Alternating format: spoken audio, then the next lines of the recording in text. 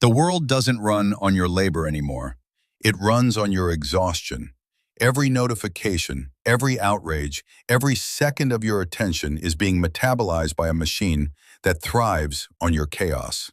But there is a way to break the machine. Become ungovernable. Become invisible. Become boring. Welcome to the quiet folds. The most dangerous thing you can do to a system designed to exploit you is become boring. Not defeated, not broken, not checked out. Boring. And I don't mean boring as in lifeless. I mean boring as in ungovernable, unpredictable by their metrics, invisible to their algorithms, useless to their extraction machines.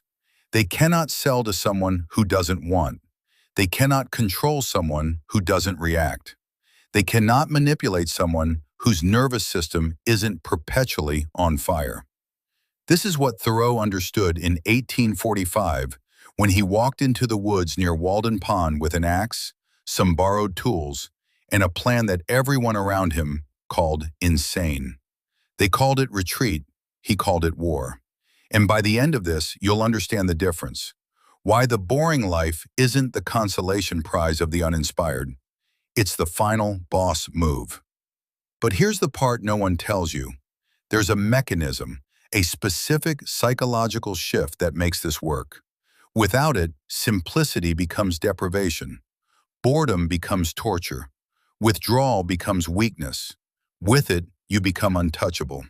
We'll get there, but first, you need to see how deep the trap actually goes. The metabolism of your soul. Here's a question that should disturb you. Why are you tired?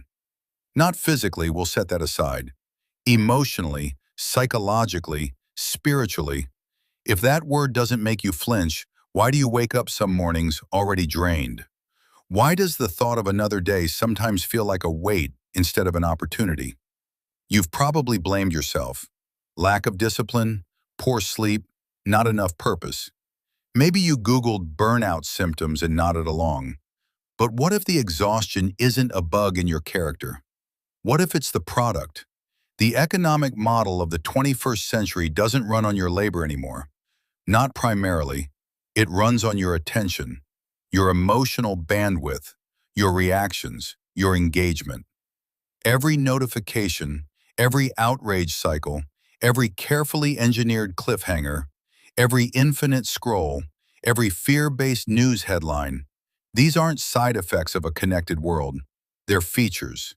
You're not using these platforms. You're being metabolized by them. And here's what makes this particularly sinister.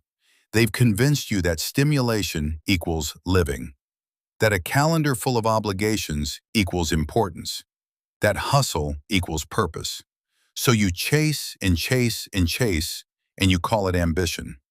Meanwhile, the architects of this system, the ones who actually built the attention economy, what do? They send their kids to tech-free schools. They retreat to analog hobbies. They practice meditation in silent rooms. They read books, paper ones, slowly. They sell you chaos and buy themselves calm. This is not conspiracy. This is confession. These people have said it openly. The same executives who design apps to maximize your screen time strictly limit their own children's access. Why? Because they know something you're only beginning to suspect. The stimulated mind is the captured mind. The Walden experiment. In 1845, Henry David Thoreau was 27 years old, Harvard-educated, son of a pencil manufacturer. He could have done anything respectable. Instead, he borrowed an axe, walked into the woods on land owned by Ralph Waldo Emerson, and built a cabin 10 by 15 feet. One room, one door, one window on each side. He planted beans, read Homer, watched ants fight on a tree stump with the intensity of an observer at war. He spent hours just sitting. To his neighbors in Concord, Massachusetts, this was failure made visible. A young man with potential, wasting his life, refusing to build wealth, refusing to participate. But Thoreau wasn't running away from society. He was conducting an experiment on it. I went to the woods because I wished to live deliberately, he wrote. to front only the essential facts of life and see if I could not learn what it had to teach, and not when I came to Dawe, discover that I had not lived. Greater than read that again. Not when I came to Disium, discover that I had not lived. This isn't about nature worship. This isn't about escaping responsibility. This is about a man who looked at the trajectory everyone expected him to follow and asked a question that still burns. What if most of what we call living is actually a sophisticated form of dying slowly? What if busyness is just a socially acceptable way to avoid the terror of actually being? The architecture of the slot machine. Let's talk about what's actually happening in your brain. When you receive a notification, your prefrontal cortex lights up. Dopamine surges. The reward pathway activates. This is the same circuitry involved in gambling and substance abuse. But here's the twist. It's not the pleasure that hooks you. It's the unpredictability. Slot machines don't addict people because they pay out. They addict people because sometimes they pay out. This intermittent reinforcement schedule is the most powerful behavioral conditioning tool known to psychology. Your phone is a slot machine you check 96 times a day, and every check, whether it delivers something or nothing, strengthens the loop. Now apply this to your entire life. Your nervous system is being played like an instrument, and the song it's learning is dependency. When everything is exciting, nothing is. When you're always stimulated, you lose the capacity to generate your own motivation. You become a reactor, not an actor. And reactors are easy to harvest. The power of the void. In ancient China, Lao Tzu, the founder of Taoism, wrote about the usefulness of a bowl. What makes a bowl useful? Not the clay, the emptiness inside, the hollow space. Thoreau understood this instinctively. His entire project was subtraction. Strip away everything inessential until only the essential remains. This isn't minimalism as an aesthetic preference for Instagram. This is strategic emptiness. When your life is full of noise, you have no capacity for what actually matters. You're so busy performing productivity that you never actually produce anything that will outlast you. The full calendar is a trap. And the cruel joke is that society applauds you for it. She's so busy, she must be successful. No, busy is often just a way to hide from the terrifying question, what would I do if I had nothing to react to? Boredom as a superpower. Boredom tolerance is a skill, and it might be the most important skill you can develop. Think of the famous marshmallow test. The kids who waited weren't just exercising willpower. They were reframing the boredom. They made the waiting itself interesting.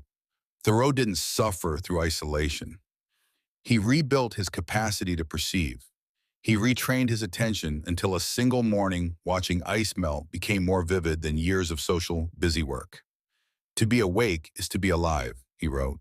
He wasn't talking about sleep. He was talking about the chronic distraction that passes for consciousness.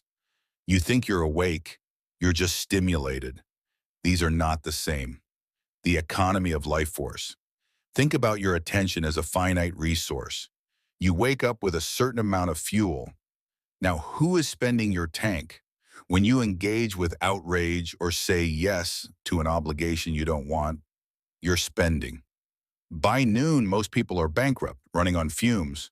Thoreau's boring life was economically brilliant. He protected his cognitive resources like a miser protects gold. He proved that the cost of a thing is the amount of life which is required to be exchanged for it. That house you are working 60 hours a week to afford, what's the real cost? How many years of your one existence are you exchanging for those extra square feet? Is what you're gaining worth the life you're spending? The strategy of refusal. In 1846, Thoreau was arrested for refusing to pay a poll tax that funded slavery in an unjust war. He spent one night in jail, an act that produced civil disobedience. This wasn't passive withdrawal. This was a man so clear about his principles that he made himself ungovernable. Refusal is only possible when you've eliminated the inessential. When your needs are small, their leverage disappears. The strategic retreat. There's a military concept called strategic retreat. It's when an army intentionally withdraws to stronger ground to consolidate resources.